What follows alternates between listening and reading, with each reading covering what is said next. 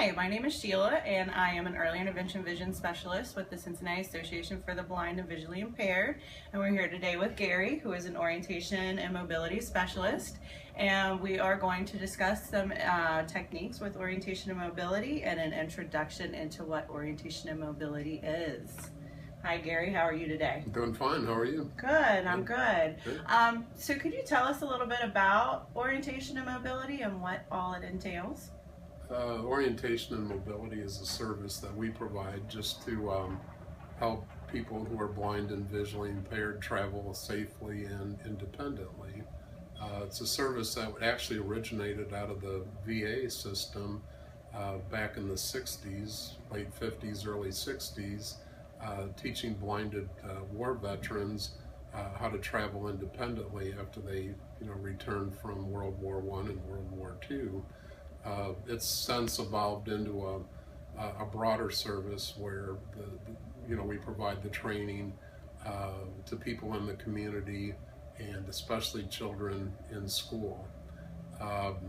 It's really to teach people without vision how to use their senses, how to listen to clues in the environment, how to plan routes, basically just how to be safe and independent travelers. Okay. All right. Awesome. So, as a parent with a child who has a visual impairment, how will I know at what age, or how will I know when my child will need orientation and mobility services? The service is something that can almost be provided immediately. Right now, you can tell signs even with a baby.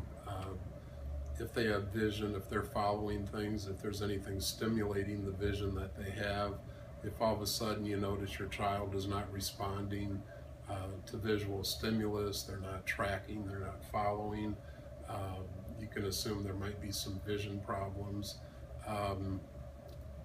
But working with your child, it could be just letting them explore, putting pots and pans around them and letting them hold things and make noise and crawl around. And the biggest thing you can do to encourage your child is just help them to explore their environment. If you're observing your child and you notice that they're not interacting with their environment or with you or other family members, that might be a clue that there's some vision problem going on.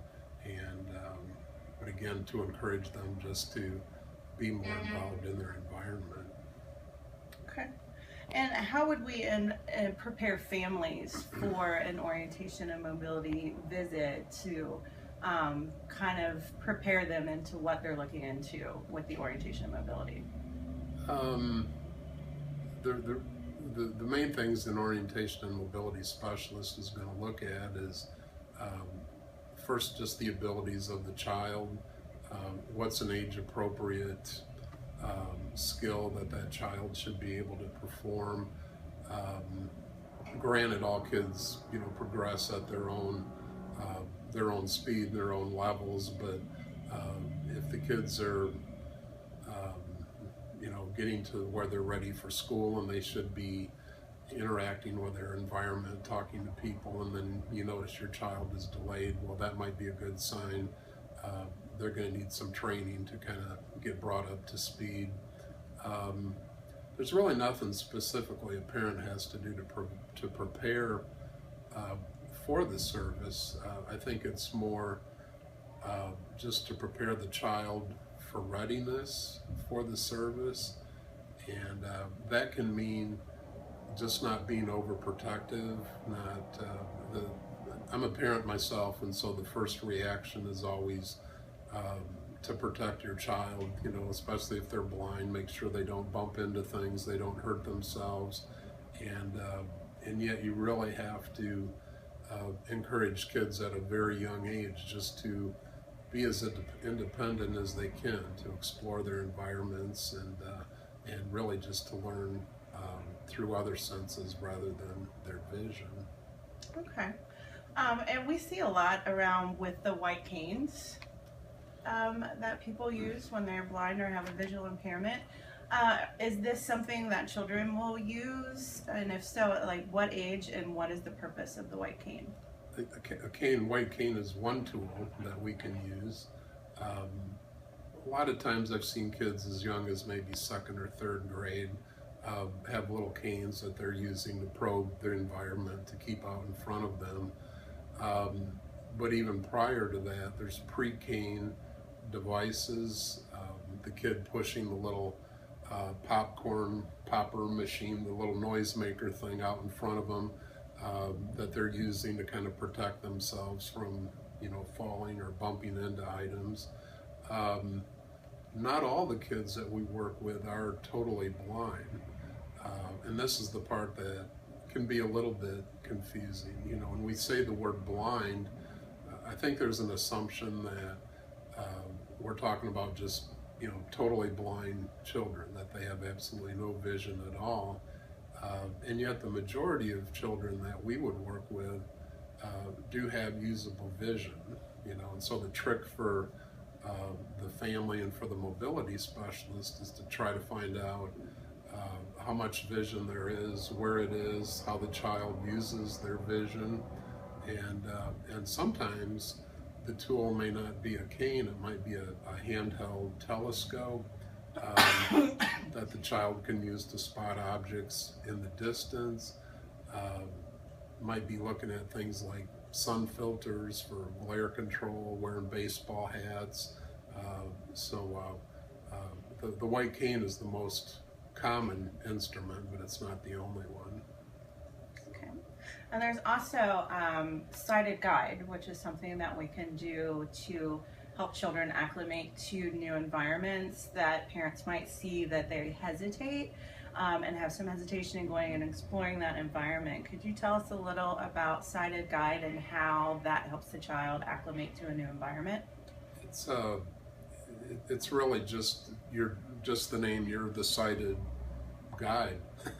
you're leading the blind child, and it's a simple procedure. You just crook your arm and just have the child hold about an inch or two above the crook in your elbow, and have the child stand about a step behind you. You can guide the movement of the child with the movement of your elbow. I like to tell people it's kind of like a rudder on a boat. You can just kind of control the direction by moving your elbow. And so that's a real efficient, real easy way. The family's going out, you're running errands, you're taking the blind child with you. How do you get the child from the house to the car, to an appointment or to a restaurant or maybe to school or some activity? And the simplest way is to use the sighted guide techniques. You can also use it for steps going up and down stairs. The little bit of danger, it is a convenient way to help your child move through space, but you still have to allow your child, the opportunity to be independent too. Sometimes, and it takes an incredible amount of patience, to let your child explore their environment, and especially if you're in a hurry, you got to go somewhere. It would be really easy just to grab your child's arm and say, okay, hang on and let's go. But if you can really spare the extra time and let the child, explore independently, that's going to be a great help later on as they do some of the mobility training. Okay. Now with our little guys that we work with, the younger children who are blind or visually impaired, we try to emphasize to our families how important narration is, and talking to the child before you do things, and really using the language in order to help the child understand things. What do you feel as a child grows? What do you feel should be included in that narration, and like using types of directional words as they get older, and instructing them if they're crawling towards a wall or something, how to instruct them to go in a different direction? I wouldn't say instructing as much as just filling in for them. fully sighted child can just see their environment and they can experience just through their vision, where the blind child isn't going to know anything unless there's somebody kind of talking and describing. So instruction is a word, but I'd say just more, just commentary, just filling in the missing parts for the child. And as the child's getting older, and again, I'm going back to just the amount of time and patience this will take, but the easy part would be to do sighted guide with the child, just have them grab your arm and then just take off and go. Probably the more beneficial way for the child would be is, we're walking down the driveway, there's trees, there's flowers, you hear the birds singing, talk about what a bird is. You just kind of include as much commentary in things that you don't normally think about. We're just sighted people and we just kind of see and go, but just providing as much description. Don't be so careful about the words you use. I hear this a lot where the baby, or you talk to somebody who's blind and you say, can you see this? Or use those words. Don't hesitate. Use whatever you need to communicate.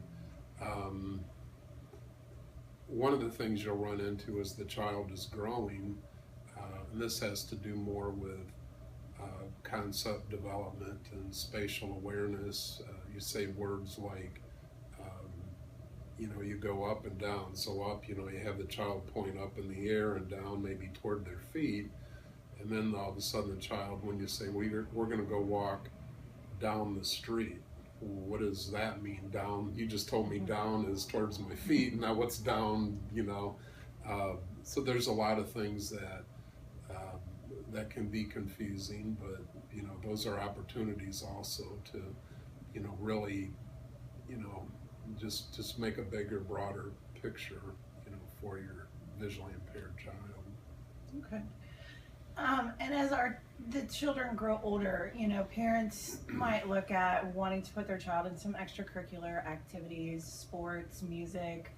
Is there any barriers to that, or what do you see that these children, as they grow, are able to do outside of There's typical anything, things? really anything. I mean, you can think of examples. We've heard stories about, the Ohio State School for the Blind marching band, marching in the Rose Bowl parade. You had blind kids in the band marching. There was a story just recently about a football player, totally blind, that's going to play at Stanford University. The gal down in Texas who's the pole vaulter, she's a visually impaired teenage pole vaulter, and she's went in a state meet and finished third place out of all the kids her age group in the state of Texas. So there really shouldn't be any. You're probably not going to be a NASCAR driver. That's probably not going to happen. But I really don't think there should be any limitations at all. And one of the things that can happen is you can put your own limitations on the child. You kind of rationalize in your own mind, well, my child will never be able to do this or will never be able to do that. But you never know that for sure. You have to expose your child to as many different, opportunities as possible. And there might be adaptations, or there might be ways that, your kid can, wrestling is another one. Lots of blind kids. Swimming, a lot of these schools have swim teams.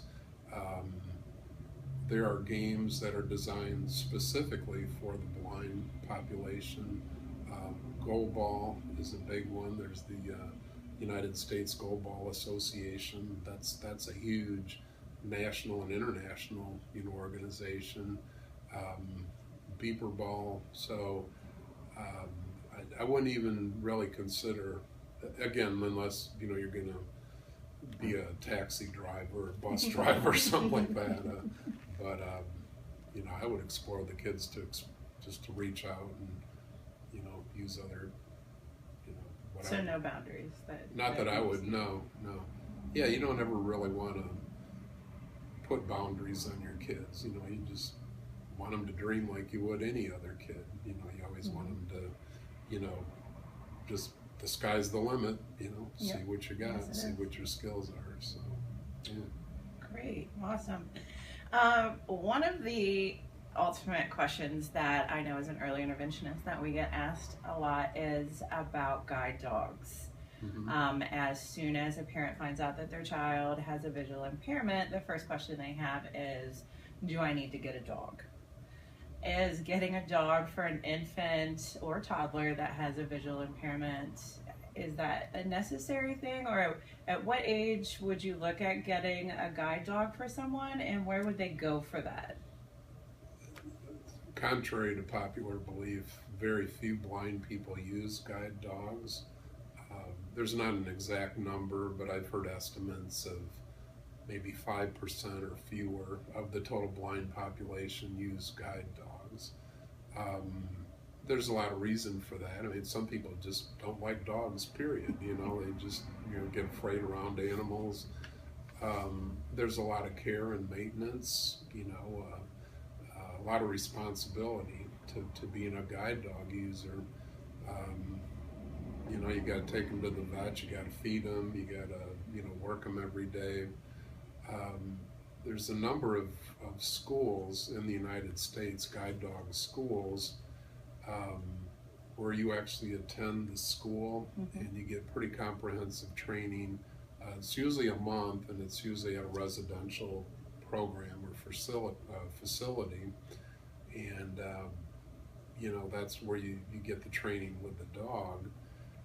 Just about every school, and it's getting to be almost all the schools, do require that you go through a formal orientation and mobility training before you can go off to get a guide dog. So that means you've got to develop skills just to be able to move safely around in space, to be able to plan routes, complete routes, do walking in the community, do street crossings. And those are skills that a child is going to develop over time. So it's not a deal where, you know, a young kid is going to have a guide dog. And I also laugh too. There's a perception that you just give some directions to the dog and he just kind of figures it all out, and you just hang on and go for a walk. I mean, I've told people you can't just wake up in the morning and tell, you know, Fido, your new guide dog, okay, we're going to go to the bank and stop at the post office and then maybe Burger King on the way home, and he's just going to figure it out and go. The only skills or the only commands that a guide dog are taught are hop up or forward or left and right, okay? So you have to know where you're going. So you have to have all the skills, you have to have all the orientation and mobility training, you know, to know how to complete a route, how to do street crossings, and, you know, before you can actually start using a dog. Those are pretty advanced skills. That's not something, you know, that a child in elementary school is going to be able to do. As a matter of fact, most guide dog schools almost require that you be out of school before they'll give you a guide dog. And part of the reason, just the responsibility of taking care of the dog and working with it.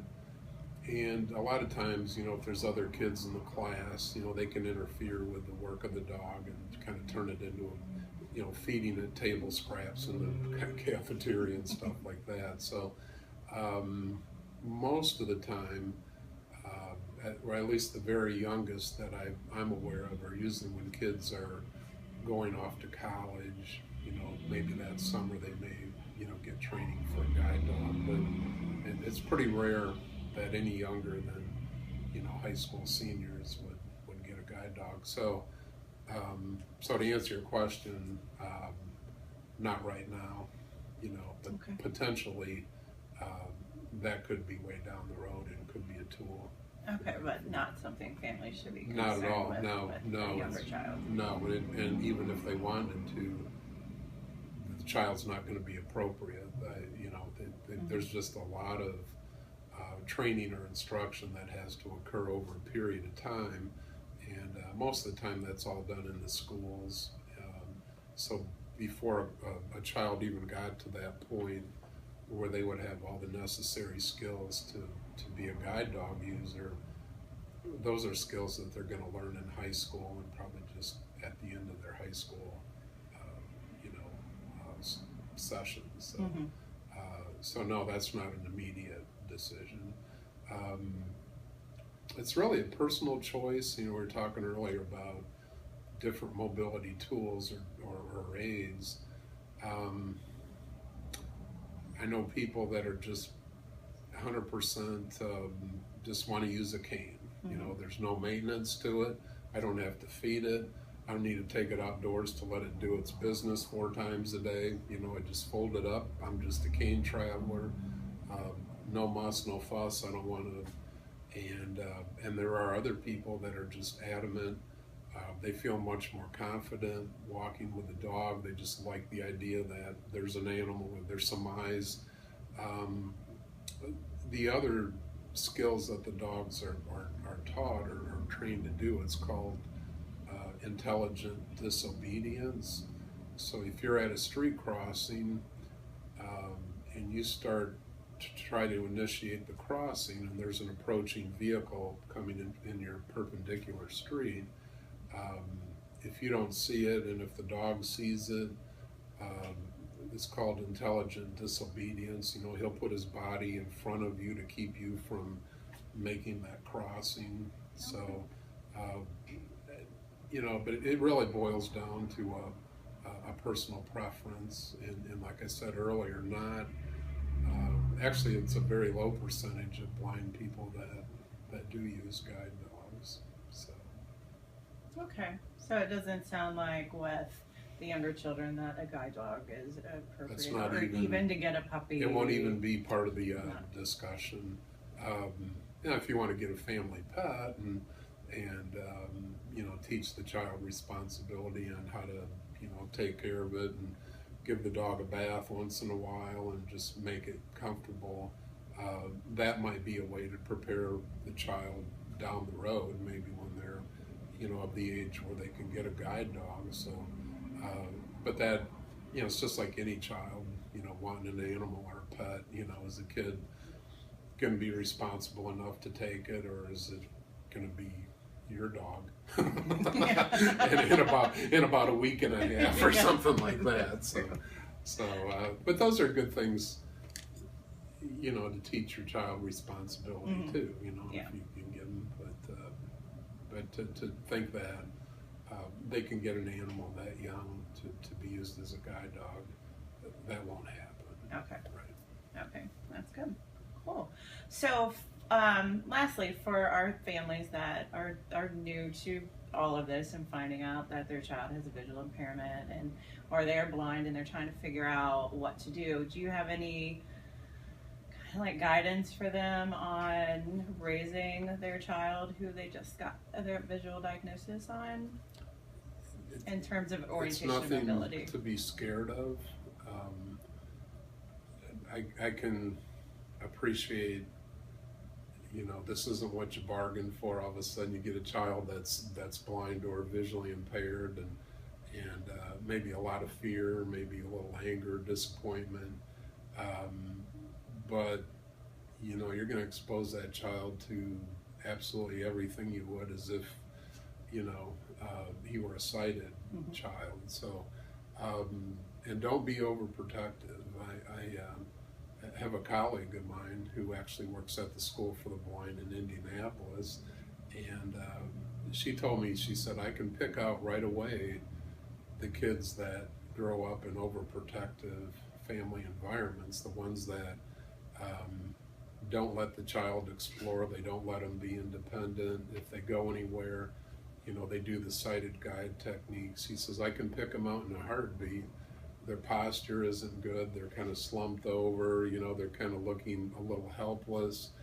And she said, that's, what we're trying to break. We want our students to be confident, to look confident, and I think that just comes right from the beginning. You know, you're not being mean, you know, you're not, and I'm not saying you should put your kids in dangerous situations Yeah. to explore. Don't let them go, you know, play out in the middle of the street just to see what a car is, but you know what I'm saying is just don't be overprotective either. You really have to, you know, let the child explore and just learn as much of the environment as they can by themselves.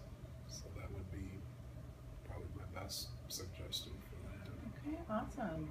Well, I guess that wraps it up. I want to thank you, Gary, for coming and talking You're with welcome. us about orientation and mobility.